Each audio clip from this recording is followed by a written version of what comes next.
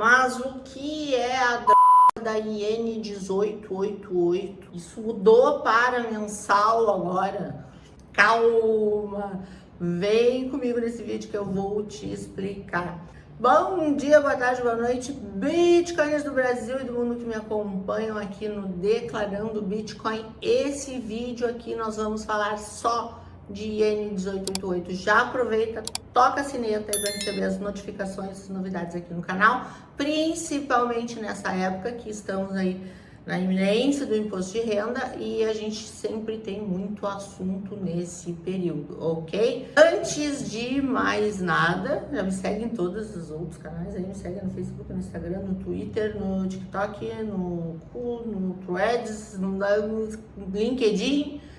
Eu tô em todos os lugares. Me segue que tu vai achar. E já aproveita e te inscreve lá no blog para receber conteúdo de sempre altíssima qualidade que a gente faz para vocês. E lembrando que lá no Instagram a gente tem o Saque da Loira diariamente, a caixinha está lá todos os dias, a gente responde, ok? Time, toca a vinheta aí, por favor.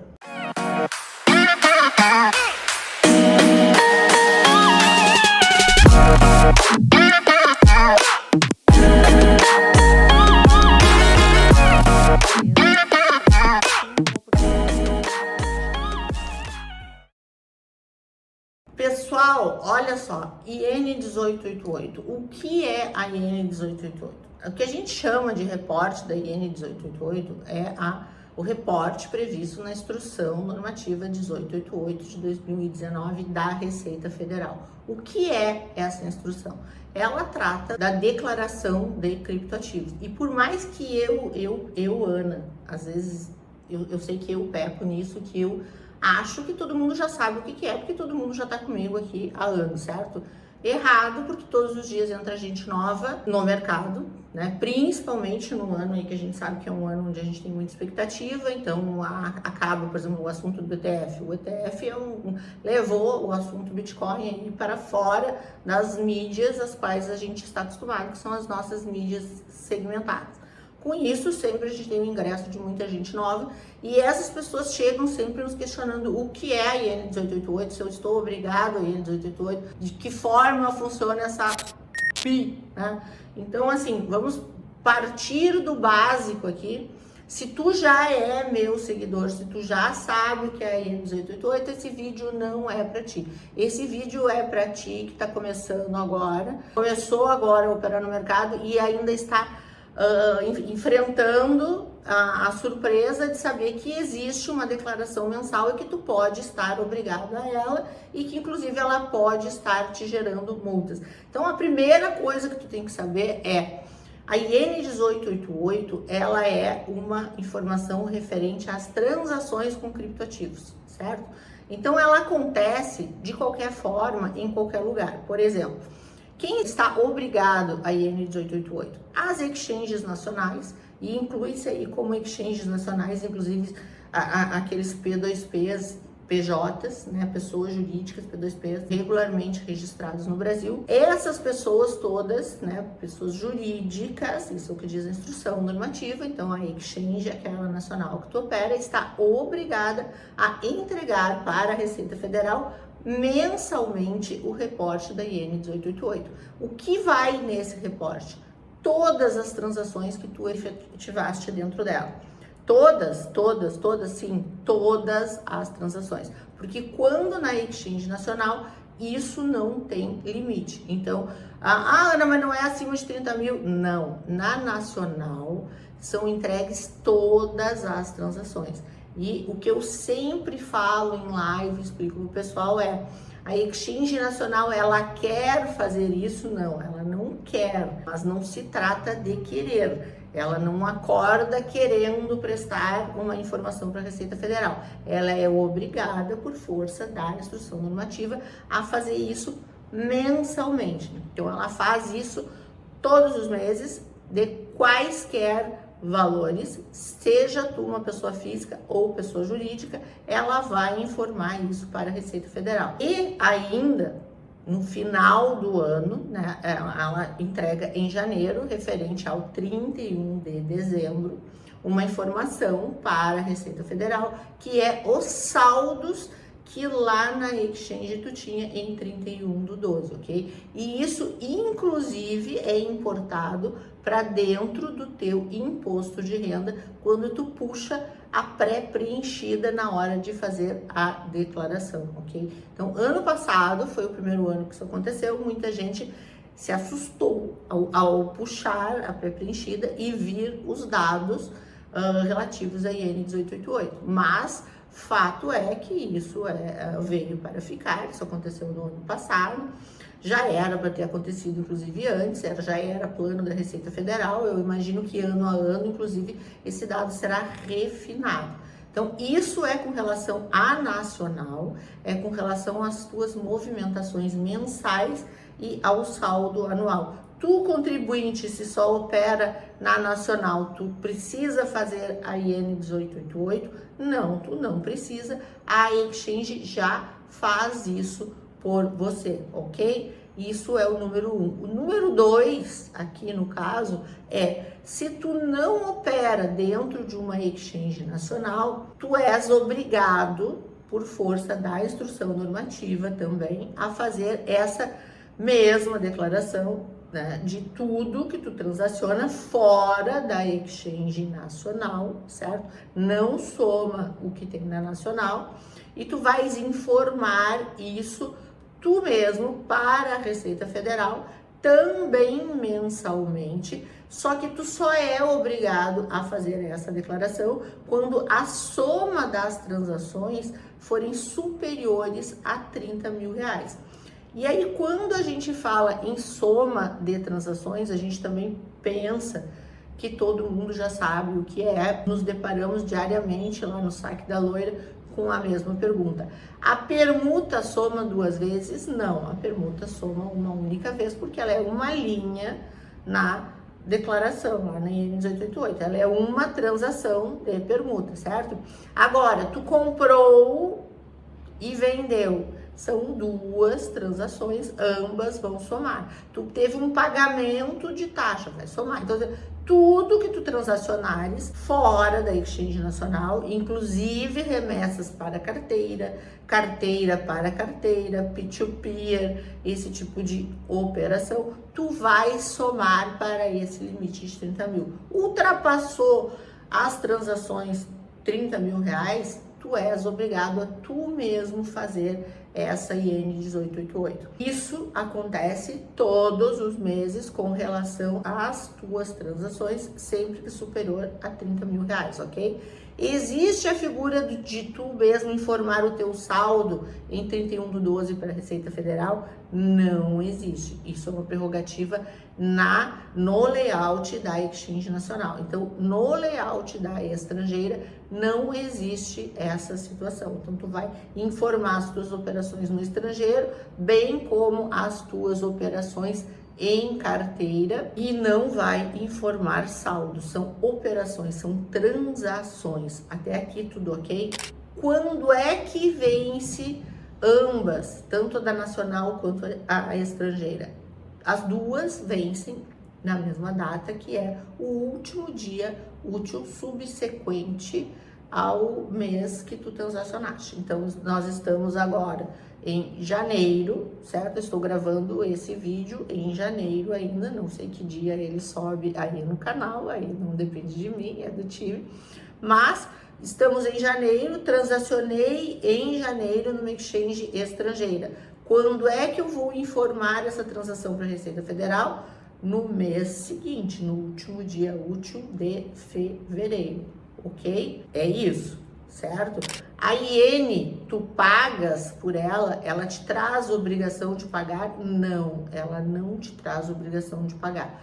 Por outro lado, a ausência de entrega da IN 1888, ela te gera, sim, uma multa. Ela vai te gerar uma multa, que é uma multa perigosa, pois não trata-se de um imposto sobre lucros, por exemplo. Ela é uma multa que não é calculada sobre lucros. Ela é uma multa punitiva, né? A multa, ela é punitiva, né? Mas enfim, ela é uma multa que ela ocorre independente de tu ter tido lucro ou não. Então, o fato de tu estar obrigado e não ter entregue faz com que tu deva à Receita Federal uma multa, que pode ir de 1,5% a 3% do total que tu transacionaste. Quando a gente fala em total que tu transacionaste, aí eu coloquei 5 mil reais na Binance. Então, a multa é sobre os 5 mil reais? Não, se tu colocou 5 mil reais e com esses 5 mil reais tu fez 1 milhão de transações de trade com esses mesmos 5 mil reais, a multa é sobre o total que tu transacionou lá dentro com esse recurso. Vocês conseguem entender a gravidade disso? A cada par de troca, a cada compra e venda, a cada tudo que tu fez lá dentro, isso tudo está somando para cálculo dessa multa. Se tu é uma pessoa física, é 1,5%, se tu é uma pessoa jurídica, é 3%. Também temos a multa fixa, que é no caso de tu vai lá e entrega espontaneamente, não esperou a Receita Federal nem te cobrar, nem ingressar com nenhuma medida, tu entrega espontaneamente isso, e ao entregar espontaneamente, antes da Receita Federal te cobrar, tu tens inclusive desconto da multa, e aí a multa passa a ser calculada por mês de atraso. No caso da pessoa física, seria R$100 por mês de atraso, com desconto passaria a ser R$50 por mês de atraso. No caso da pessoa jurídica, ela parte de R$500 mensais de atraso, com desconto passaria aí a R$250. Conseguem entender essa dinâmica? Então, essa dinâmica ela é uma dinâmica importante, porque em que pese essa multa seja uma multa muito absurda, e vários vão dizer aqui que é ilegal essa cumulatividade, isso é o que se tem hoje. A multa é mal escrita, sim, mas é o que se tem hoje. Hoje, se tu cair em procedimento de malha, é assim que tu vai ser cobrado. No futuro, pode-se elucidar essa questão a ponto de a Receita Federal voltar atrás e cobrar essa multa por um único mês de atraso? Pode. Se isso acontecer, tu pede essa multa de volta. Hoje, se tu não fizer isso, tu perde o desconto de 50%. Então, o melhor hoje, o acertado, é que tu pague de forma cumulativa como eles esperam que tu pague, ok? Sobre IN 1888, isso é o mais importante. Depois nós temos um ponto aqui, que é um ponto de inflexão aqui do pessoal, que é, agora a gente teve uma mudança na lei. Essa mudança na lei traz um tratamento tributário diferenciado para os criptoativos. Na verdade, a lei trata de moedas, de ativos virtuais, para os ativos virtuais, é o que diz a lei, acompanhando lá o marco legal, no exterior, certo? Porque essa lei nova, ela é sobre aplicações no exterior e ela inclui os criptoativos no exterior, os ativos virtuais no exterior.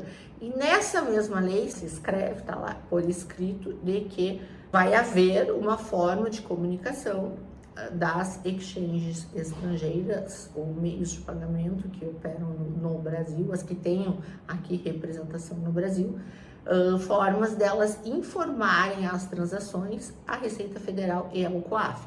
Por conta disso, muitas pessoas pensam que não tem que fazer mais a IN 1888 na exchange estrangeira. Isso não é fato. O que acontece? A gente depende primeiro. A lei entrou em vigor, mas a Receita Federal tem que regulamentar de que forma as exchanges estrangeiras vão fazer essa remessa de dados para a Receita Federal e para o COAF. E isso não está decidido, não está regulamentado. No momento que a Receita regulamentar, aí sim ela vai dizer por meio de qual instrumento isso vai acontecer e vai ou editar uma instrução nova ou, enfim, fazer alguma coisa com relação à anterior, mas a 1888 hoje ela vale até que a Receita revogue ou faça algum sentido contrário, sempre. Ou seja, independente da lei nova, tu segue obrigado a entregar mensalmente, independente de ter na lei que a exchange estrangeira vai fazer uma entrega. Até que tenhamos uma regulamentação que diga ao contrário, dizendo que de fato vai ser através da IN 1888 e vão estar dispensadas as pessoas físicas que operam na estrangeira, pela estrangeira ter que começar a fazer, isso é uma coisa que talvez aconteça em algum momento lá na frente, mas não aconteceu ainda, ou seja,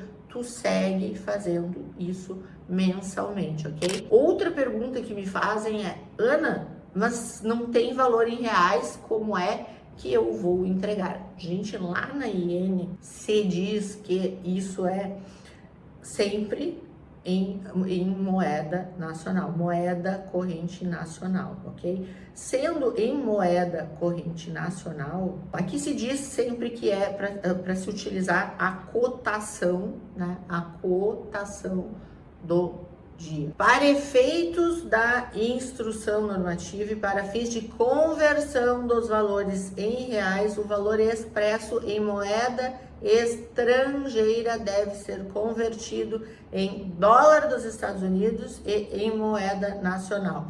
A conversão de que trata o caput será feita pela cotação do dólar dos Estados Unidos da América para venda pelo Banco Central do Brasil, BCB, para a data da operação ou saldo extraído do boletim de fechamento PITAX divulgado pelo BCB. Tá claro? Então, todo mundo me questiona isso também todos os dias. Então, eu li para vocês aqui a redação que está na IN.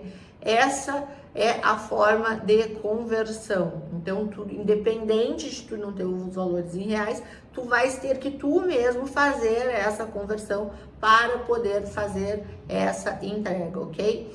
Posso entregar a declaração, a IN 1888, que eu não fiz de 2019 para cá em atraso? Pode não, deve. Porque no momento que tu entrega, tu está estancando a multa, ok? Ainda que tu não vá pagá-la imediatamente se tu não tiver recurso, faça a entrega e vá pagando gradativamente para que tu te livre dessa bola de neve, ok? Pode ser retificada a informação? Sim, ela pode ser retificada. Não existe penalidade, isso também é uma outra discussão, quando tu faz a retificação espontânea. Eu vi que deveria ter feito 500 mil reais lá em transações e fiz só 100 mil reais, os outros 400 eu ignorei. Eu posso fazer uma complementar? Não. Tu retifica a que tu entregou com a informação correta. Ah, mas eu pago multa de 1,5% sobre essas transações que eu não tinha informado. Não, tu não paga, porque não houve ainda uma medida, né, te solicitando isso. Enquanto não houver uma comunicação oficial da Receita Federal, tu pode sim fazer essa retificação, ok? A forma de entrega de tudo isso na pessoa jurídica, isso é entregue somente na pessoa jurídica enquanto exchange, tá? Enquanto exchange, tu tens que entregar isso via arquivo. Como exchange é via arquivo. Como investidor, olha bem, tem PJ, que é investidora, e PJ, que é a operadora, que é a exchange, tá? Como em investidora, é o layout do investidor, tu vais fazer nesse layout tanto de forma manual como de forma eletrônica. A forma manual é onde? Lá no ECAC, cobrança e fiscalização, obrigações acessórias e IN 1888, lá formulário online de dados, ok? Isso é o que tu vais fazer se tu for fazer manual. Eu recomendo todo mundo a fazer pelo menos uma vez manual. Pode pessoa jurídica e física fazer em arquivo respeitado o layout, é um arquivo TXT que pode ser entregue mediante certificado digital pelo Coleta Nacional, lá também no mesmo lugar, só muda, em vez de ser no formulário online, seria ali no formulário, no arquivo de dados de transações com criptoativos. Ficou claro aqui? Parece que confuso, é um pouco confuso talvez de explicar, mas é isso mesmo, tá? Então temos a figura da entrega manual e em arquivo, ser pessoa jurídica, e temos a figura de entrega enquanto exchange, enquanto operador, enquanto empresa de criptoativos, somente em arquivo, ok? Ficou claro isso? Retificação, prazo, multa, acho que era isso. Quais são as transações, gente? De novo, são todas as transações. Qual é a transação que tu faz que não vai entrar na IN 1888? São as transações em BRL. Depósito BRL, retirada BRL, isso não entra porque é uma declaração de criptoativos, ok? Então, esse BRL entrou e aí tu comprou criptoativos, isso sim vai ser declarado. O que não entra é a entrada do BRL ou a saída do BRL. Combinado? Gente, era o que tínhamos para o momento. De novo, siga-nos em todos os nossos canais, curte, compartilha, comenta esse vídeo, dá o legal aqui para nós, que isso nos ajuda a divulgar aqui o nosso conteúdo. O YouTube vai entender isso como conteúdo relevante, ok? Espero ter ajudado quem está agora ingressando aí no mercado, né? Quem já me seguiu, me segue nas outras redes sociais, ou já tá no blog, ou já tá em qualquer outro lugar, já conhece esse assunto de cabo a rabo, inclusive nos meus e-books anteriores, beleza? Era isso, um beijo grande e até a próxima!